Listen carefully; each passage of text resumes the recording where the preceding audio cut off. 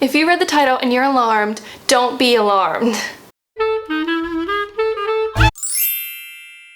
Hey guys, it's Bryn, and for this week's video, I kind of just wanted to sit here and chill with you guys and just talk about stuff. It's a Sunday morning, it's sunny, I have a cup of coffee, and I don't know, I don't really have a specific direction that I want to go in this video. So the day this video goes up is September 13th, which I believe is Celiac Awareness Day, or at least it has been in the past. Maybe it changes every year.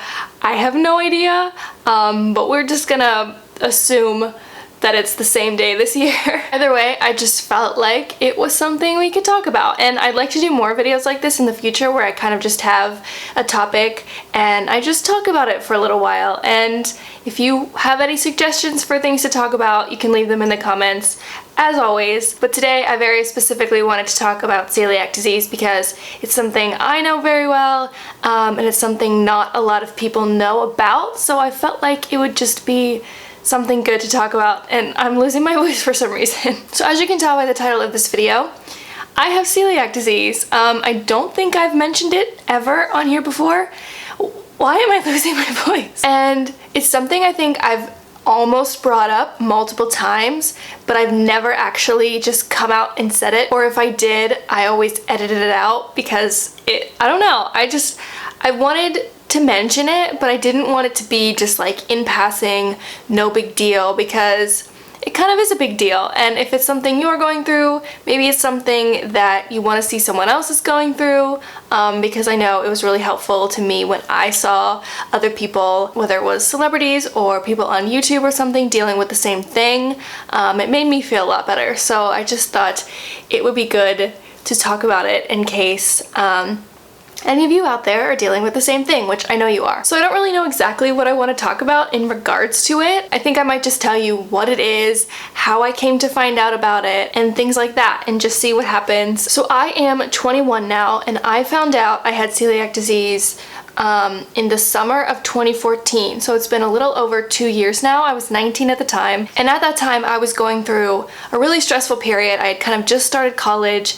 I was living away from my family for a while, and it wasn't working out, so I moved back in with my family, and I moved somewhere new, and I was going to a new school where I didn't know anyone, and it was just a very overall stressful period in my life. And because of that, my anxiety got really bad, and I felt sick all the time, and I was getting sick all the time. I had a cold like every single month, and I just felt awful all the time, and I thought it was just stress. My family thought it was just stress, and we were like, okay, eventually I'll get more comfortable, eventually we'll figure this out and I'll feel better. But it kind of just never went away, and I had stomach aches, I had acid reflux, which gave me a lot of chest pains. I had headaches all the time. I just felt weird, I just couldn't wrap my head around things. I just kind of felt foggy and strange, and I had extreme anxiety. My anxiety just kind of went through the roof, and I just didn't really know what was wrong. I mean, I felt stress, but I'd felt stress before, and it was I don't really know why it's having such a big effect on me. So I ended up actually one night I went to an immediate care center, or whatever those are called, and I kind of went in and I was like, my stomach hurts, I have chest pains, I don't think I'm having a heart attack, but my anxiety is kind of telling me I'm having a heart attack, and I was just kind of all over the place, and I knew something was wrong, but I had no idea what it was. I mean, I had gone on Google, I had searched all these things, and there was no clear answer for why I was feeling so awful. And the lady at the immediate care was just kind of yeah, you have anxiety and you just have general gastrointestinal issues. And I was like, okay, I guess. And it was really hard for me to just accept that that was normal, because I was every time I eat, I feel terrible. Every time I wake up in the morning, I feel terrible. Every time I go to bed at night, I feel terrible. And I'm just this cannot be normal, at least for a 19-year-old. This cannot be normal. And I kept going to these doctors, and they kept saying, oh yeah, you're fine, take this over-the-counter medication. Oh yeah, you're fine, take this medication. If this one's not working, take this one.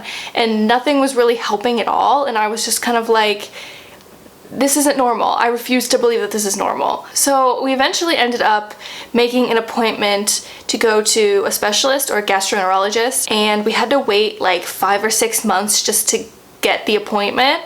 So in that time frame, I was trying all these different medications and nothing was working, and I felt like I had exhausted pretty much every possible route, which was actually a good thing, because when I went into the gastroenterologist, they were like, have you tried this? Have you tried this? Have you tried this? And I would be like, yep, tried it all. None of it worked.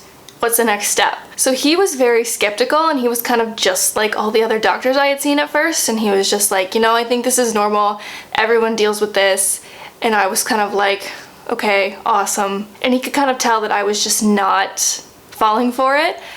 So he said, all right, fine, we'll do an endoscopy, which is like the camera down your throat. And he's like, we'll check and see if you have an ulcer or something. He's like, I'm pretty sure you don't, but if it makes you feel better. And I was like, okay, at least it's something. So we were actually sitting in the office making the appointment for the endoscopy, and he came back out and he was like, so I see on your family records that your grandmother had celiac disease. And I was like, yeah, that's true. And he was like, while we're doing the endoscopy, we're just gonna check you for that. And in the meantime, why don't you take a blood test, and then we'll have a pretty good idea if that's what's causing this. My grandmother had it. She didn't know she had it. It led to a lot of other complications, and it had never even occurred to me that this was a possibility. It never occurred to my parents. But once that idea had been put in our heads, we were all kind of like, oh. So I ended up taking the blood test, which is not definitive, but it was pretty like, okay, yeah, this is a very high possibility. And they took a biopsy, but they were like, based on what your intestine looks like right now, it's pretty like textbook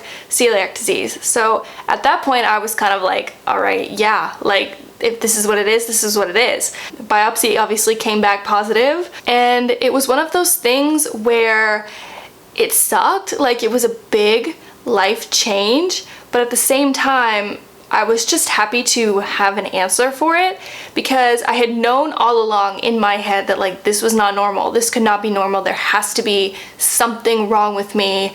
And obviously no one else knew how I felt, so they were like, okay, yeah, she has stomach aches after she eats, like, whew, big deal. But to me, like, I knew it was not normal, and I was not going to stop until I figured it out. So it was very much a relief, even though it was like not great to hear that you have a disease you're gonna live with for the rest of your life. It was still kind of a relief to have an answer and to have something I could do to fix it and to feel better, and to know that I had it now rather than figuring it out 30 years down the line when I was extremely sick. So I guess I should stop there for a second and actually tell you what celiac disease is, in case you're so confused and have no idea what I'm talking about. Essentially, it's an autoimmune disease where if you eat gluten, your body just like attacks itself. I can't digest it, my body just does not take it. It's like a foreign object, and when I ingest it, everything inside of me is like, red alert, get this thing out of our system now. And it just like doesn't know how to take it. And it's different than like a lactose intolerance. Like, it's not just a sensitivity, it's like my body will literally destroy itself at the tiniest like crumb of bread.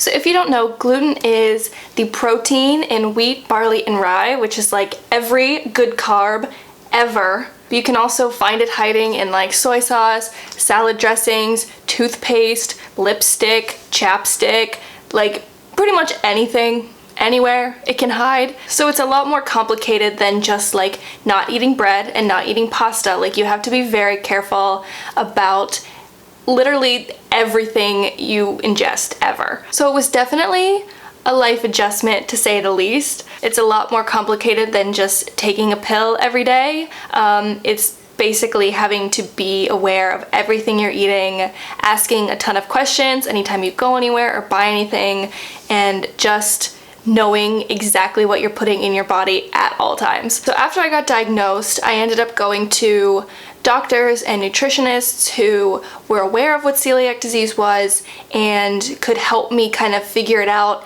and help me feel better. Because the thing when you have celiac disease and you don't know you have it is you're constantly eating, but because the lining of your small intestine is essentially like destroyed.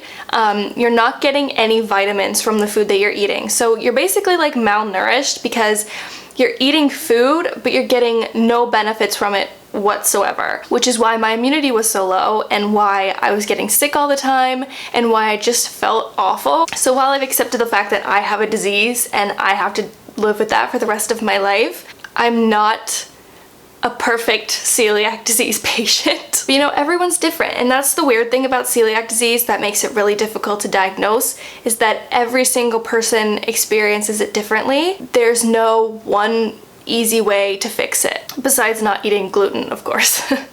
That's a pretty surefire way to feel better. But if you go online and just like look up symptoms of celiac disease, like, they're crazy. And some people have a select couple, and some people have virtually none. Some people have the majority of them, and a lot of them are things that a lot of people deal with, and they're not easy things where you go, oh, you have this, okay, celiac disease, done and done. So it's very difficult to diagnose, obviously.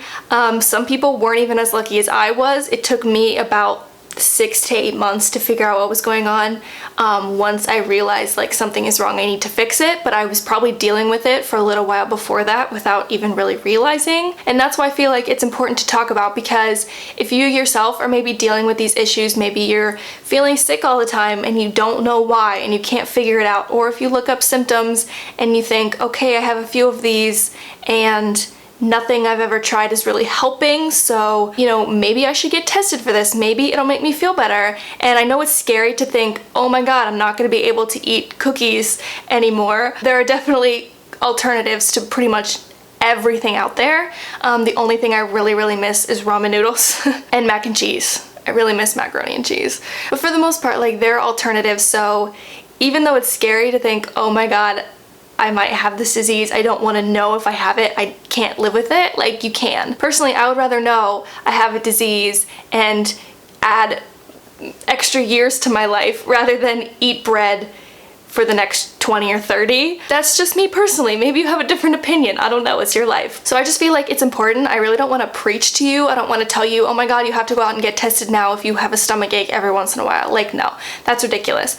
But I do want to draw attention to the fact that it is a disease that is extremely difficult to diagnose. A lot of doctors don't even think about it when you come into their office. It's just not something that's well known enough. And while nowadays gluten-free is everywhere, it's a big diet. I'm very thankful for that, because it has given me so many more options of what to eat, because I was around back when my grandmother was dealing with it, and there was virtually nothing. Now I can have Lucky Charms. There are so many good gluten-free breads out there, good gluten-free pastas. Like, I can go to a restaurant and actually order something and feel comfortable with what I'm eating. So it has gotten exponentially better, and I know that it's only going to get better and better in the future. But at the same time, it is still not well known enough, and not enough people know that this is something that could affect them. And it seems like a really rare thing, because not many people have been diagnosed with it, not many people have heard about it, but actually they think so many more people have it, they just have not been diagnosed with it. So I think it's going to be a much more prevalent thing in the future, which is why I feel like I should be talking about it. Even though it's difficult to talk about, it's difficult to say, hey, I have a disease. I do still think it's important just to tell you about it, because it could help you, or it could help someone you know, or someone in your family. It could save a life somewhere down the road. So I feel like because I deal with it, I am responsible to let other people know that this is a thing. It's not that scary, and it's better to know about it than to not know about it. So yeah, I feel like I've been rambling for like ages now. I'm sure there are things I wanted to say that I forgot to mention, so I'll probably have like a big paragraph in the description. But if you have any questions, make sure to leave them in the comments. I'd be happy to answer them. Or if you want another video like this in the future, maybe answering your questions or just elaborating a little more, I'd be happy to do so. But I don't want to overwhelm you in one short video. But I would love to do these kind of videos more often, where I just sit and I chat with you guys about something. So if you have any ideas for things I can talk about, whether it's this or anxiety or just any sort of thing that I can sit and have a cup of coffee and just talk to you, I would be happy to do that because I love just chatting with you guys. And if you have a name for it too, I want something that has like a ring to it, but I like doing serious videos every once in a while. I don't like to just joke around all the time. So yeah, I hope you enjoyed it. I hope you learned a little something today, and I'll see you soon with another video. Bye!